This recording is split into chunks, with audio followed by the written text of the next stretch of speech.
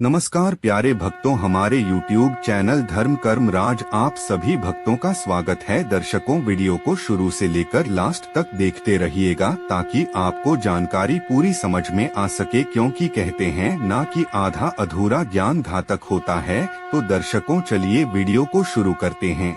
एक समय की बात है, माता लक्ष्मी क्षीर सागर में भगवान विष्णु के पैर दबा रही थी।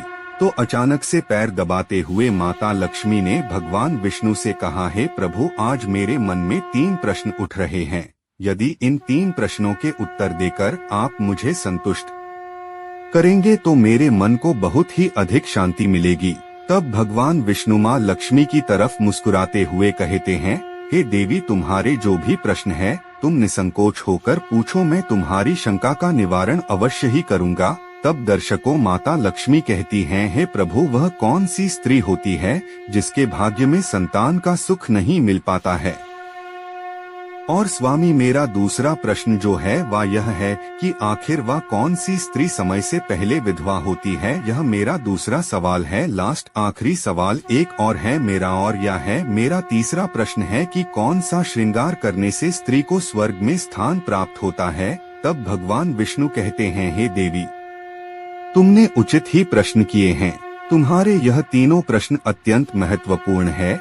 इन प्रश्नों का उत्तर संसार कल्याण के लिए है। जो भी मनुष्य इन्हें ध्यान से सुनता है उसे पृथ्वी लोक पर संपूर्ण सुख प्राप्त होते हैं और मृत्यु के बाद उसे मृत्यु लोक की प्राप्ति होती है।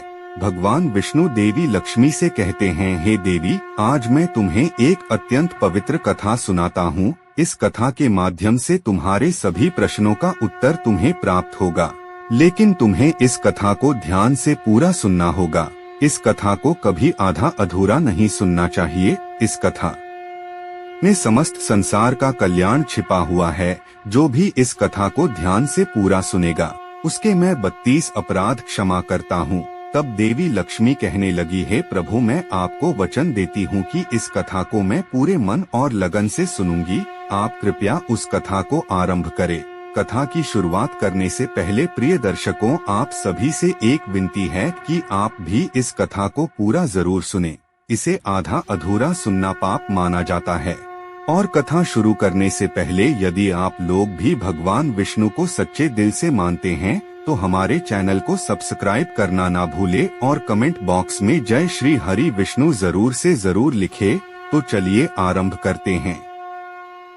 भगवान विष्णु कहते हैं, हे देवी, एक समय की बात है, मध्य देश में एक छोटा सा नगर था। उस नगर में एक सेठ रहता था।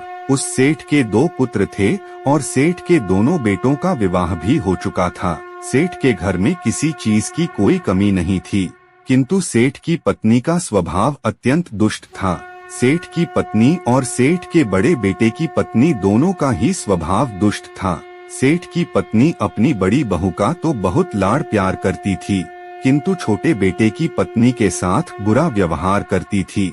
घर की सबसे छोटी बहू अर्थात छोटे बेटे की पत्नी बहुत अच्छे स्वभाव की, ईश्वर पर श्रद्धा रखने वाली पतिव्रता नारी थी। वह अकेले ही घर का सारा काम किया करती थी और गृह कार्य में दक्ष थी। इतना अच्छा स्वभाव होने के बावजूद भी उसकी सास उसके साथ बुरा व्यवहार करती थी, उसका हमेशा अपमान करती थी। इसके पीछे का कारण बस इतना था कि बड़ी बहू को एक पुत्र था और छोटी बहू ने पुत्री को जन्म दिया था। पुत्री को जन्म देने के कारण सेठ की पत्नी अपनी छोटी बहू को बार बार ताना मारा करती थी, लेकिन वह बेचारी कर भी क्या सकती थी। जो भाग्य में लिखा होता है उसके साथ वही होता है।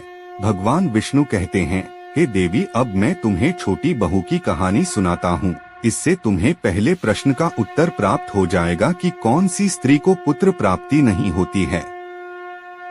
हे देवी, सेठ की जो पत्नी थी वह पहले से ही दुष्ट और कुटिल स्वभाव की थी। उससे उसकी सास भी परेशान थी। सेठ की पत्नी अपनी छोटी बहू को सबसे ज्यादा दुख देती थी। छोटी बहू का नाम था सुकन्या और सुकन्या को सताने में उसकी सास को बहुत आनंद आता था। सुकन्या बेचारी रोज सुबह ब्रह्मा मुहूर्त में जागकर अपने घर के सारे काम करती रहती थी और दिन भर काम करने के बाद उसे रात्रि को ही सोने को मिलता था। इतना होकर भी सेठ साहब की पत्नी अपनी छोटी बहू से द्वेष करती थी। जब छोटी बहू झाड़ू लगाती तो उसकी सास आकर उसे उल्टे ताना मारती रहती थी कि तेरे हाथ में जान नहीं है क्या, तू जल्दी जल्दी झाड़ू लगा नहीं सकती है, मैं मंदिर जा रही हूँ, मेरे लौट कर आने से पहले तू भोजन बनाकर तैयार रखना और आते ही मैं उस भोजन को ग्रहण करूंगी, और सुन अन्न का एक दाना भी बर्बाद ना हो पाए। बेचारी सुकन्या चुपचाप अपनी सास का अत्याचार सहन करती थी और उसकी सास की हर आज्ञा का बड़ी ही विनम्रता से पालन करती रहती थी। फिर छोटी बहू खाना बनाते हुए सोचने लगी कि मैं घर का इतना सारा काम करती हूँ लेकिन फिर भी मैं चैन की सांस नहीं ले पाती हूँ।